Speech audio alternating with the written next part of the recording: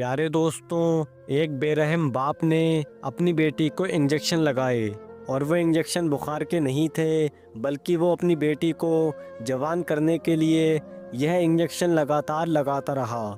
14 साल की उम्र में लड़की इस कदर जवान हो गई कि इर्द गिर्द मोहल्ले के लोग देखकर हैरान और परेशान रह गए, क्योंकि उस लड़की का कद काठ तो पहले ही ठीक ठाक था, लेकिन उसके बाप के जुर्म और सितम की वजह से वो जवान भी हो चुकी थी।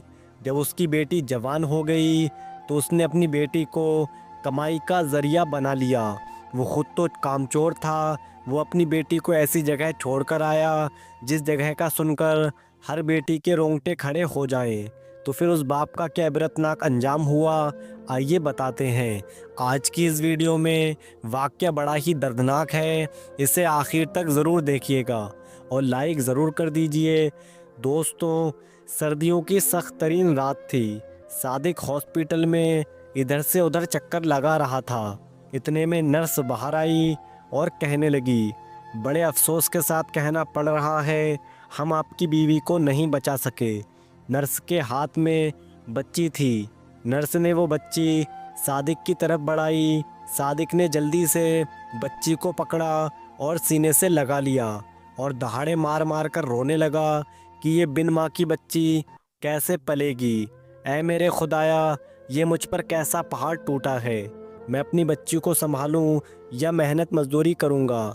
इतने में सादिक के कंधे पर सादिक के रिश्तेदारों ने थपकी दी और फिर सादिक की बीवी को घर ले जाया गया और उसे सुपर्दे खाक कर दिया गया। सादिक ने अपनी बेटी अपनी बहन की गोद में डाल दी और कहने लगा, मैं इस बच्चे को आपके हवाले करता हूँ। बिन माँ की बच्ची है और मैं किसी और पर भरोसा भी नहीं कर सकता। लेकिन उसकी बहन ने फ़ौरन से बच्ची को झटक दिया और कहने लगी, तुझे नहीं पता ये कितनी मनहूस है। पैदा होते ही अपनी माँ को खा गई, पता नहीं बड़े होकर ये क्या गुल दिखाएगी। मुझे इस मनहूस मारी का साया दूर ही रखो। सादिक रोता हुआ अपनी बच्ची को गोद में लिए अपने घर वापस आ गया। सादिक ने अपनी बेटी का नाम आरजू रखा। उसके बाद वो बच्ची अपनी नानी के पास पलती रही और सादिक अपने घर में तने तनहा ही रहता था। वो एक मेडिकल स्टोर पर काम करता था। जब शाम को घर लौटता तो उसे तन्हाई सताने लगती, तो उसी गम में वो नशे का आदी हो गया। जब वो शाम को नशे से अपने बिस्तर पर लेटता तो उसे यही ख्याल आते कि ये बेटी पैदा ना होती तो मेरी बीबी आज ज़िंदा होती। सच में ये बेटी मनहूस मारी है, इसने मेरी ज़िंदगी बर्बाद करके रख दी। वो दिन ब दिन नशे की हालत से चोर और काम से चूर होता जा रहा था। अब सादिक की बेटी 13 साल की हुई तो उसकी नानी वफ़ात पा गई और आरजू वापस अपने बाप के पास आ गई। लेकिन इन 13 सालों में उसने अपने बाप को खुद से नफ़रत करते ही देखा था। एक दिन आरजू कहने लगी, बाबा आप मुझसे इतना रूठे क्यों हुए रहते हैं। एक दिन आरजू कहने लगी, बाबा आप मुझसे इतना रूठे हुए क्यों रहते हो। सादिक ने कोई जवाब न दिया। पता नहीं सादिक के दिमाग में क्या फितूर चल रहे थे। कामचोर तो वो पहले ही हो चुका था। बेटी रोज़ कहती कि अब्बा तुम काम पर नहीं जाओगे तो हम खाएंगे कहाँ से, लेकिन वो नशे की नींद में चारपाई पर पड़ा ही रहता। एक दिन आरजू का चेहरा लाल हो रहा था, आंखों में जलन थी। वो अपने अब्बा के पास आई और कहने लगी कि अब्बा आज मुझे बहुत ज़्यादा बुखार है, मेरी तबीयत ठीक नहीं लग रही। तो उसके दिल में फितूर आ गया और किसी गहरी सोच में पड़ गया। सादिक की नज़रें उस पर थीं और वो देखने लगा और कहने लगा कि बेटी तुम फिक्र मत करो, मैं तुम्हें दवाई ला कर देता हूँ। वो जल्दी से उसी मेडिकल स्टोर पर गया जहाँ पर वो काम किया करता था। उसने वहाँ से इंजेक्शन ख़रीदा और आकर अपनी बेटी को वो इंजेक्शन लगा दिया। इंजेक्शन लगाते ही उसकी बेटी मदहोश सी हो गई, वहाँ पर आड़ी तिरछी लेटी गई और उसने अपने बाप का होश तक ना रहा। सादिक एक साइड पर कोने में जाकर खिलखिलाकर हंसने लगा और बार बार इंजेक्शन को देखे जा रहा था। शाम को जब उसकी बेटी की आंख खुली तो उससे बुखार महसूस नहीं हो रहा था। फिर ये सिलसिला यूं ही चलने लगा। पहले तो सादिक अपनी बेटी को कोई ऐसी दवा खाने में मिला कर देता रहा जिससे उसे बुखार हो जाता और फिर बाद में वही इंजेक्शन लगा देता और कहता, फिक्र ना करो, तुम जल्दी ठीक हो जाओगी। आज सादिक अपनी बेटी को आवाज़ें लगा रहा था, तो आरजू बेटी आज खाने में कुछ अच्छा सा बना लेना, मेरा दोस्त हमारे घर आ रहा है। आरजू कहने लगी, वो कौन सा दोस्त है अब्बा? सादिक बोला, तुझे उसने बचपन में देखा था और तुझे बहुत खिलाता रहा। वो आज इस्लामाबाद से सीधा हमारी तरफ आ रहा है, इसीलिए बोल रहा हूँ कुछ खाने का अच्छा सा इंतज़ाम कर लो। सर्दियों की कहर आलूद रात थी। सादिक का दरवाज़ा बजा। जब सादिक ने दरवाज़ा खोला तो सामने उसका दोस्त था। दोनों आपस में गले लगे। दोनों हम उम्र थे, तकरीबन दोनों की उम्र 50-50 साल थी। सादिक का दोस्त बोला, अरे भाई, इधर ही खड़े रहोगे या घर के अंदर भी बुलाओगे? सादिक ने जल्दी से अपने दोस्त को कमरे में बिठाया और अपनी बेटी को आवाज़ें देने लगा कि बेटी आरजू, जल्दी से खाना ले आ, मेरे दोस्त को भूख लगी होगी। इतने में जब कमरे का दरवाज़ा खुला और आरजू के हाथ में खाना देखकर सादिक के दोस्त का तो मुंह खुले का खुला रह गया। दरअसल वो खाने को नहीं, वो तो आरजू को देख रहा था। वो पलक झपकना ही नहीं चाहता था। इतनी खूबसूरत लड़की, इतना कद-काठ और जवानी से भरपूर। वो अपने होठों पर ज़बान फेरने लगा। सादिक ने फ़ौरन हाथ की चुटकी बजाई और दोस्त से कहा, किस ध्यान में गुम हो गए हो? ये मेरी बेटी आरजू है। तो सादिक का दोस्त जावेद मुस्कुराकर बोला, ये वही बच्ची है ना जिसे मैं अपने हाथों से खिलाता रहा हूँ, लेकिन समझ में नहीं आ रहा कुछ ही सालों में ये इतनी बड़ी कैसे हो गई।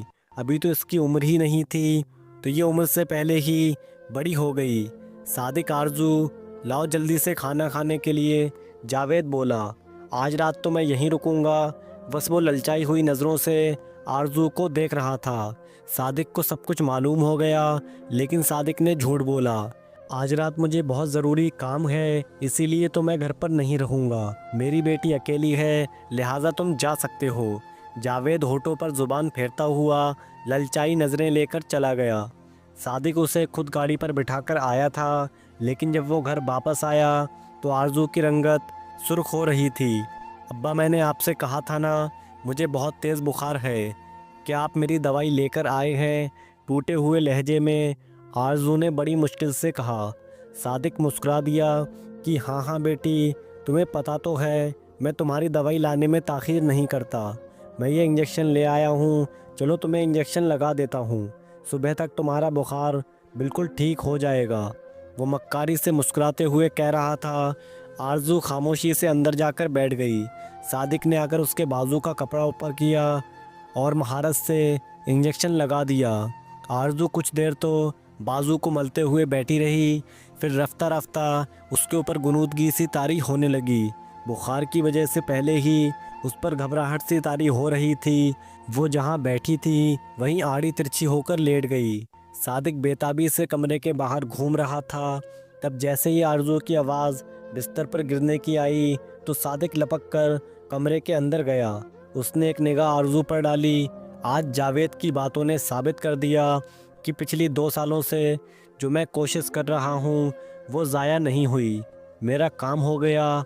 उसने पुरअसरार अंदाज में मुस्कुराते हुए जेब में हाथ डालकर वो इंजेक्शन निकाल लिया जो उसने कुछ देर पहले आरजू को लगाया था। उसकी निगाह इंजेक्शन पर फिसल रही थी। ये कोई आम इंजेक्शन नहीं था। कई साल पहले वो फार्मेसी में हेल्पर के तौर पर काम किया करता था। उसी हेल्परी के दौरान ही उसे पता चला था कि दुनिया में ऐसे अजीब जिन्स के इंजेक्शन मौजूद हैं जो किसी लड़की के जिस्म में लगाए जाएं तो वो वक्त से पहले जवान और ख़ूबसूरत हो जाती है। 2 साल पहले उसने यही इंजेक्शन अपनी बेटी आरजू पर इस्तेमाल करने शुरू कर दिए थे। पिछले 2 साल में वो हर एक हफ्ते बाद चुपके से उसके लिए दवा खिला देता जिससे उसे बुखार हो जाता और वो बेचारी दर्द और बुखार की शिद्दत से पूरा दिन तड़पती रहती। जब उसकी बेटी दवा लाने को बोलती तो वो मुस्कुराता हुआ सादिक वही इंजेक्शन ख़रीद लाता और आकर उसे लगा देता। सुबह तक उसका बुखार भी उतर जाता और उसके बावजूद भी जिस्म में तब्दीलियां पैदा होने लगी थीं। वो ख़ुद हैरान थी कि आखिर इतनी जल्दी जिस्मानी तब्दीलियों का क्या मतलब है। सादिक ने एहतियात के साथ उस इंजेक्शन को फेंक दिया। अगली सुबह आरजू जागी तो उसके जिस्म में अजीब सा दर्द हो रहा था। वो नाश्ता बनाने लगी, इतने में पास वाली खाला की आवाज़ आई। वो कहने लगी कि आरजू बेटा, थोड़ी सी मुझे चीनी देना, हमारा राशन ख़त्म हो चुका है, शाम को ही ला पाऊंगी। आरजू ने खामोशी से चीनी वाला डब्बा खोला और उनके लिए चीनी डालने लगी। खाला जानती हुई निगाहों से आरजू का जायज़ा ले रही थी। वो कहने लगी कि हाय आरजू, तू तो दिन ब दिन खूबसूरत होती जा रही है, ज़रा अपना कद काट तो देख। तेरा बाप तुझे खिलाता भी कुछ नहीं, लेकिन तेरी जिसामत रोज़ बरोज़ खूबसूरत होती जा रही है। एक मेरी मलीहा है, वो तेरी हम उम्र है, दोनों एक ही दिन पैदा हुई थी, लेकिन वो तो छोटी सी बच्ची लगती है। हालांकि तुम दोनों 14 साल की हो। न जाने तुम वक्त से पहले कैसे जवान हो गई। खाला इस तफसीर करने के अंदाज में उससे पूछे जा रही थी। आरजू चिढ़ने लगी कि ये बात वो अक्सर ही आकर कर दिया करती थी, लेकिन आरजू को तो खुद नहीं पता था कि ये उसके साथ क्या हो रहा है, कि वो क्यों वक्त से पहले एक जवान औरत के रूप में ढलती जा रही है। उसने चीनी की प्याली खाला के हाथ में थमाई। कुछ देर इधर उधर की बातें करने के बाद खाला ने अपने घर की राह ली। अंदर सादिक अभी तक खर्राटे मारते हुए सो रहा था। आरजू थोड़ी देर इधर उधर फिरती रही। किचन का तमाम राशन ख़त्म हो रहा था। उसके पास पैसे भी ना थे। वो बाहर से जाकर कोई सामान ख़रीद लाती। मजबूरन आज अब्बा को बताना ज़रूरी ही था। वो थोड़ी देर इधर उधर घूमती रही, फिर थक हार कर सादिक के पास चली आई और अपने बाप का कंधा हिलाया। वो यूँ हड़बड़ा कर उठा जैसे कोई क़यामत आ गई हो। वो कहने लगा कि क्या हुआ है, क्यों उठा रही हो सुबह सुबह? कितनी बार कहा है कि मैं कच्ची नींद से जागूं तो मेरी तबीयत ख़राब हो जाती है। मुझे जल्दी ना उठाया करो, बिल्कुल अपनी माँ की तरह हो। उसे भी यही पड़ी रहती थी कि मैं सुबह सवेरे उठकर किसी कामकाज पर निकल जाऊं। 12 बजे से पहले कोई बाज़ार नहीं खुलता, मुझे ना उठाना 12 बजे से पहले। आरजू बोली, अगर आप इसी तरह घर में सोते रहें तो पैसे कहाँ से आएंगे? 1 महीना हो गया है, मजदूरी का काम भी छोड़ दिया है। अब सुबह सवेरे उठकर कहीं जाएंगे तो कोई काम मिलेगा ना? सादिक एकदम आंखें खोलकर उसे देखने लगा और कहने लगा, मुझसे नहीं होती ये मजदूरी, मैं अपना कारोबार करूँगा। सारा दिन मजदूरी का काम करो और रात में सिर्फ 300 रुपये मिलते हैं, इससे तो ढंग का खाना भी नहीं खाया जाता। वो गुस्से से बड़बड़ाते हुए बोले जा रहा था। आरजू खामोश रह गई। सारी ज़िंदगी अम्मा और अब्बा की यही लड़ाई रही थी। सादिक बड़बड़ाते हुए उठ बैठा था। जानता था अगर खाने पीने के लिए घर में कुछ नहीं है तो इसका पेट भी तो नहीं भरेगा। थोड़ी देर के बाद वो घर से बाहर निकल गया था। उसका रुख रमज़ान के घर की जानिब था। जैसे ही वो घर में दाखिल हुआ, सामने ही उसके मोहल्ले के सारे जुआरी लोगों की महफिल लगी हुई थी। वो भी बीच में शामिल हो गया। वो सब पक्के जुआरी थे। सादिक भी उन्हीं का हिस्सा था। हर हराम और जुए की लत ये उसके पुराने मसाइल थे। आज तो बड़ी बाजी लगाऊंगा, पूरे महीने का राशन आ जाए ताकि कहीं कोई काम ना करना पड़े। वो दिल ही दिल में सोचते हुए बाजी लगाने लगा। जेब में कुछ ना था, बस उसने अपने हाथ में पहनी हुई घड़ी दांव पर लगा दी। लेकिन फिर भी वो जुए में वो हार चुका था। उसके सामने बैठा शमशेर जुआरी बोला, अब ठीक है, अब तो तुम्हारी बेटी को उठाकर अपने घर ले जा सकता हूँ। सादिक ने जल्दी से हाँ में सिर हिला दिया। फिर शमशेर जुआरी नशे में लथपथ सादिक के घर पहुँचा। उसने बेहोश पड़ी आरजू को कंधे पर उठाया और घर से बाहर निकल गया। बाहर उसकी शानदार गाड़ी खड़ी हुई थी। गाड़ी में आरजू को डालते ही उसने गाड़ी स्टार्ट कर दी और 9-2-11 हो गया। सादिक के चेहरे पर एक पुरअसरार मुस्कुराहट खिल रही थी। इतनी आसानी से नहीं शमशेर खान, मेरी बरसों की मेहनत है, सिर्फ 1 करोड़ के एवज़ तो नहीं जाने दूंगा। उसका रुख बैंक की जानिब था। शाम तक उसने चेक को कैश करवाया और सारा रुपया अपने पास कैश की सूरत में जमा कर लिया। दूसरी जानिब आरज़ू की आंख खुली तो उसने खुद को एक बेडरूम में पाया। ये शानदार सा कमरा था। वो बेख्तियार हड़बड़ाकर उठ बैठी। उसका घर तो टूटा छोटा और पुराना सा था। ये क्या था? अचानक उसे याद आया कि वो बेहोश होने से पहले उसके साथ क्या हुआ था। सादिक और शमशेर का उसे पकड़ना और फिर सादिक का इंजेक्शन लगाना। एक दफ़ा फिर जैसे वो साकित सी हो गई। उसे अपने बाप से ये उम्मीद ना थी। उसका दिल चाहा कि वो फूट फूट कर रोने लगे। अब्बा ने मेरे साथ ये क्यों किया? अब्बा ने मुझे एक दूसरे शख्स के साथ क्यों बेचा? वो बार बार रोते हुए बस यही सोच रही थी। तभी कमरे का दरवाज़ा खुला और शमशेर जुआरी अंदर दाखिल हुआ। उसने आते ही कमरे का दरवाज़ा लॉक करके कुंडी भी लगा दी थी। अब वो भूखी निगाहों से आरज़ू को देखते हुए आगे बढ़ रहा था। आरज़ू खौफ से थर थर काँपने लगी और कहने लगी कि नहीं, मुझे जाने दो, मुझे अब्बा के पास जाना है। शमशेर ने एक ज़ोरदार कहका लगाया कि तुम्हारा अब्बा ख़ुद तुम्हें हमारे हाथों फ़रोख्त कर चुका है। पूरे 1 करोड़ रुपए के एवज़ अब तुम्हें कोई बचाने नहीं आएगा। आरज़ू का दिल चाहा ज़मीन फटे और वो उसी में समा जाए। इससे पहले कि शमशेर आगे बढ़कर आरज़ू को हाथ लगाता, अचानक दरवाज़ा बजा। शमशेर घबरा गया और अब इस वक्त कौन आ गया? उसने मुड़कर दरवाज़ा खोला। बाहर मुलाजिम इत्तला दे रहा था कि नीचे थोड़ी सी इमरजेंसी है, शमशेर को बाहर आना पड़ेगा। शमशेर झंझनाता हुआ खा जाने वाली निगाहों से आरज़ू को देखता हुआ पलटकर नीचे चला गया। आरज़ू एक दफ़ा फिर कमरे में तन्हा रह गई। वो शदीद खौफज़दा थी। तभी अचानक खिड़की पर दस्तक हुई। जैसी आवाज़ आई, आरज़ू ने घबरा कर देखा। ये खिड़की घर के पिछले सिमत में खुलती थी। दस्तक के साथ अगली मर्तबा आवाज़ भी आई, आरज़ू दरवाज़ा खोलो, मैं हूँ तुम्हारा बाप। आरज़ू चौंक गई। उसने आगे बढ़कर दरवाज़ा खोला। वो सादिक ही था जो उसे खामोश रहने का इशारा कर रहा था। आरज़ू को एक ज़ोरदार झटका सा लगा। जल्दी बाहर आओ, मैं तुम्हें यहाँ से निकाल कर ले जाने के लिए आया हूँ। सादिक उसका हाथ पकड़कर उसे खिड़की से बाहर निकालने लगा। आरज़ू खौफज़दा तो थी, लेकिन फ़िलहाल बस वो शमशेर से अपनी जान छुड़ाना चाहती थी। यहाँ उसे बेहद खौफ महसूस हो रहा था। सादिक ने उसे बाहर निकाला। फिर एक छोटी सी गाड़ी खड़ी थी। आप मुझे कहाँ ले जा रहे हैं अब्बा?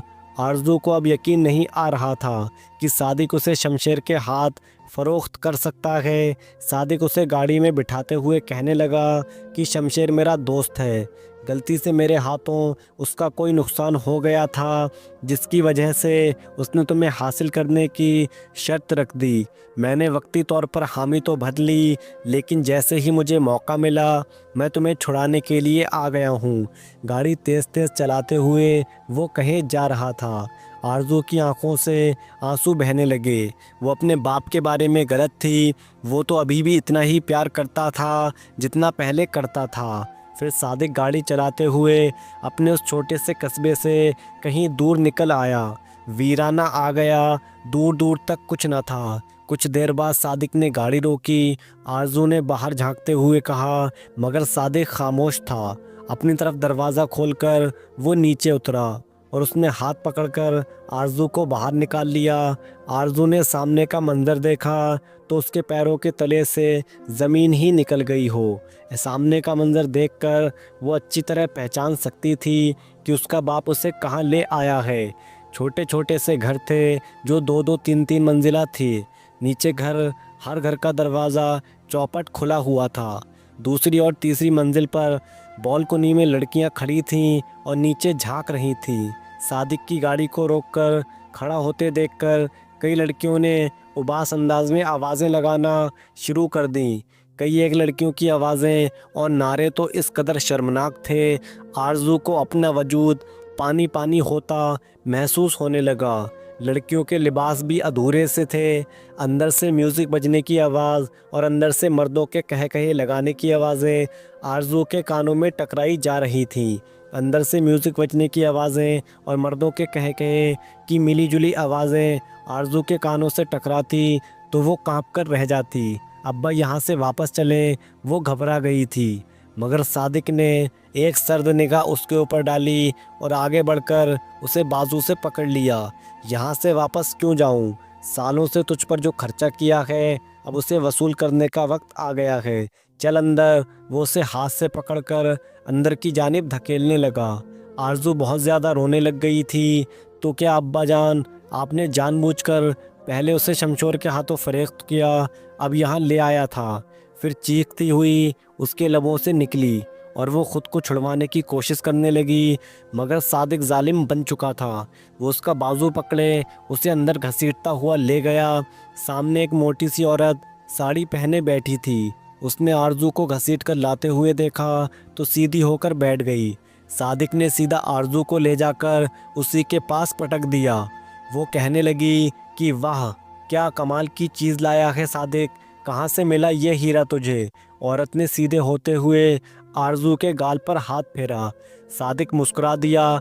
देखकर लगता है सिर्फ 14 साल की उम्र है। इसकी दिन रात की मेहनत की है मैंने इसके ऊपर। ये खूबसूरत जिस्म मेरी मेहनत का ही तो नतीजा है।